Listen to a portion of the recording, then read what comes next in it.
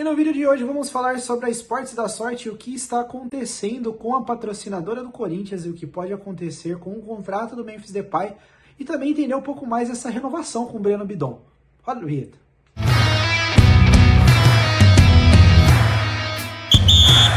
Olá pessoas, eu sou o Johnny, sejam bem-vindos ao canal e vamos falar a respeito da Esportes da Sorte que não figura entre as casas de aposta autorizadas pelo governo brasileiro a operar no Brasil. E isso pode gerar um problema para o Corinthians em relação ao contrato com o Memphis Depay. Como vocês sabem, essa contratação do Memphis Depay ela é uma contratação midiática, é uma contratação que atraiu os holofotes, né? E depois dessa contratação também, todo jornalista virou especialista em economia do Corinthians. Mas a contratação do Memphis Depay, por ser uma contratação midiática e pelo valor envolvido ser muito alto, ela gera uma certa preocupação pra gente enquanto torcedores, porque todo mundo sabe que a dívida do Corinthians é uma parada absurda, né? São 2,4 bilhões de reais, que é praticamente impagável.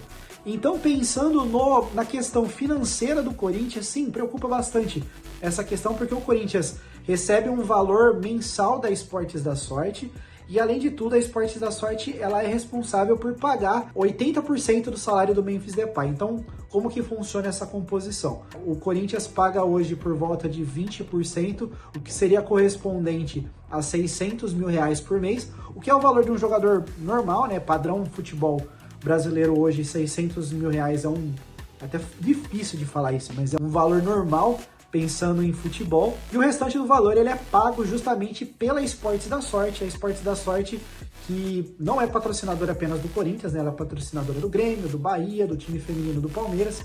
Então o problema não é só do Corinthians, é que é claro, né? Lançar uma manchete falando assim, a patrocinadora do Corinthians está com problemas, é óbvio.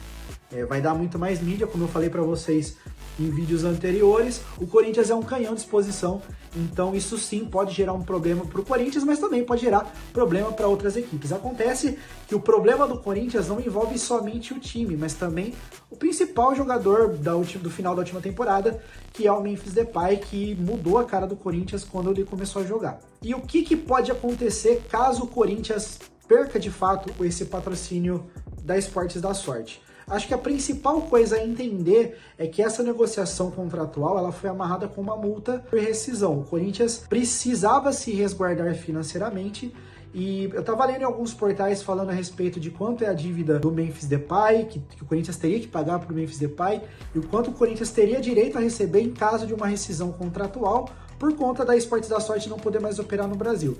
Então, assim, o valor não é exato, eu não tenho acesso ao contrato para falar assim, é tanto e vai ser tanto, mas batendo uma média do que o pessoal falou por aqui, seria por volta de 80 milhões a negociação até o final do contrato do Memphis Depay, e o Corinthians teria 100 milhões a receber da Esportes da Sorte. Ou seja, pensando único e exclusivamente na receita referente ao Memphis Depay, o Corinthians estaria resguardado, porque você tem 100 a receber e o cara custa 80, então sobra 20 de troco ali. Mas a gente sabe que não é bem assim que funcionam as coisas.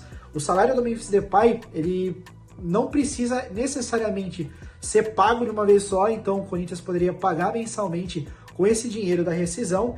E, a gente sabe que hoje no Brasil é difícil você ter mais exposição do que estar no Corinthians ou num clube como o Flamengo por conta do tamanho das torcidas, do engajamento.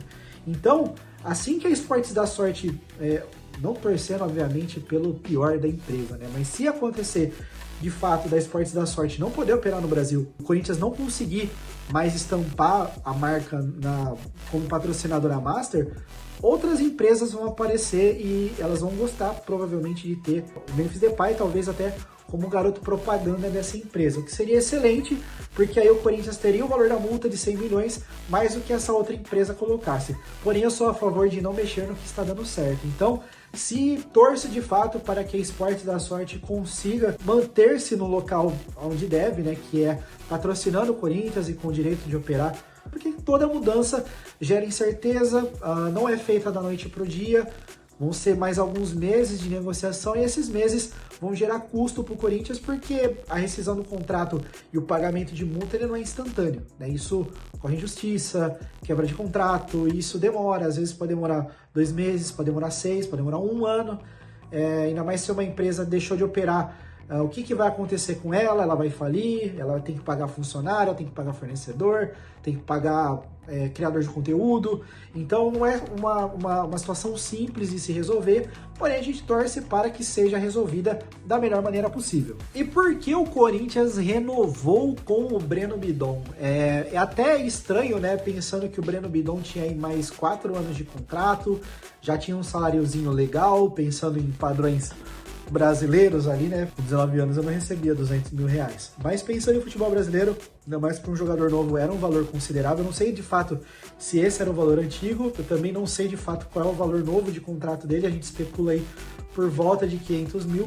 Mas o que acontece? O Breno Bidon é um jogador que está muito valorizado, considerando aí que há um ano atrás ele estava jogando a Copinha, ele foi inclusive campeão em destaque da Copinha de 2024, mas há um ano atrás ele não tinha toda essa badalação em volta dele. A gente falava muito do Moscardo, né, que tinha acabado de ser vendido para o PSG.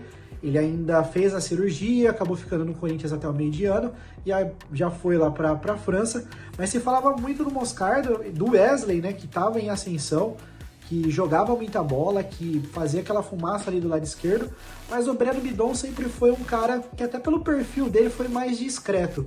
E aos poucos ele foi ganhando espaço no time do Antônio Oliveira, depois ganhou espaço no time do Ramon e hoje ele é praticamente uma peça principal no elenco do Corinthians, para que a engrenagem no meio de campo ali, né, do Lozano, onde tem um defensor mais recuado, né, de meio de campo, outros dois mais articuladores, que no caso ele divide espaço ali com o Carrilho e o Garro na frente, ele se tornou esse jogador que tem uma necessidade de estar presente no meio de campo. A presença dele, né, essa titularidade dele, ela precisa ser valorizada.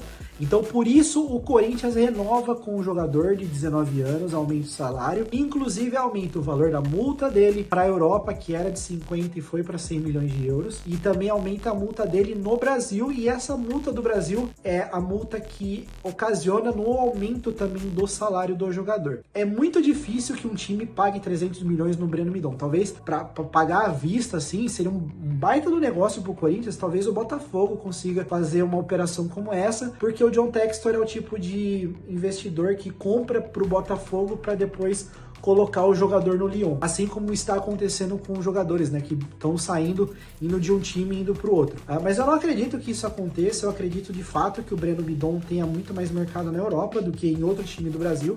Só para ficar no Brasil, fica no Corinthians, que a gente precisa dele. O Breno Bidon que foi convocado e deve jogar o Sul-Americano Sub-20, isso acaba se tornando um problema para o Corinthians porque ele é um jogador titular, então é difícil você abrir mão do titular, apesar de que ele vai estar servindo a seleção brasileira, e isso é inclusive uma maneira de divulgar o trabalho dele para o mundo, né? Os olhos se voltam para os jogadores novos sul-americanos, os grandes clubes da Europa olham para esses jogadores, inclusive alguns jornais da Espanha estão especulando que o Barcelona tem interesse no Breno Bidon. Eu acredito que esse interesse não venha para essa janela de agora, ele venha para a próxima janela, né? A janela de meio de ano, que é a janela mais forte da Europa. Então eu não acredito de fato que tanto ele quanto o Yuri Alberto saiam do Corinthians nesse momento. Torço para que os dois fiquem até o final do ano, porque o Corinthians vai precisar deles ao longo da temporada, só que o Corinthians já está se precavendo aí, renovando com o Maicon, que seria um jogador compatível com a função do Breno Bidon dentro desse meio de campo do Corinthians. Não sei se o Breno Bidon vai ser vendido, torço para que ele tenha um bom desempenho, porque de fato a venda dele seria talvez a maior venda do Corinthians, né, dos últimos, acho que da história, se bobear. O Wesley foi vendido, acho que por 20 milhões de euros ou 20 milhões de dólares mais bônus, e o Breno Bidon acho que vale no mínimo 30. Né? Acho que para abrir negociação 35, podendo reduzir um pouco, trabalhando com meta, mas 35 milhões de euros seria o ideal. E eu acho interessante esse tipo de negociação com o Corinthians, porque o Corinthians vê aí rivais perdendo jogadores, né? Tendo jogadores comprados por valores astronômicos, e a gente, que é campeão da Copinha, não revela jogadores para serem vendidos nesse patamar.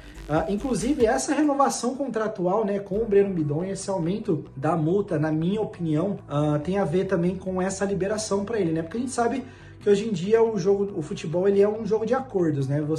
O Corinthians libera o Breno Bidon para jogar o Sul-Americano Sub-20 e ter uma projeção mundial, e em contrapartida o Breno Bidon ele renova com o Corinthians, aumenta a multa, tem uma valorização salarial, então eu acho que isso faz parte do jogo, é bom para os dois lados, né? O Breno Bidon recebe um projeto de vida um pouco melhor, ele está recebendo mais, tem uma estabilidade melhor financeira dentro do Brasil, em contrapartida o Corinthians tem o benefício esportivo de contar com um jogador que é identificado, que está jogando muito bem dentro do esquema tático do Corinthians e vai ter que brigar para ser titular se o Maicon voltar comendo a bola, né? Que a gente sabe o potencial que o Maicon tem, mas ele não desempenhou esse potencial até hoje, né? Jogou poucas partidas conforme manda de fato, mas eu acredito que essa briga, né, por posição seja sadia para que o nível dos jogadores vai evoluindo conforme vai passando o tempo.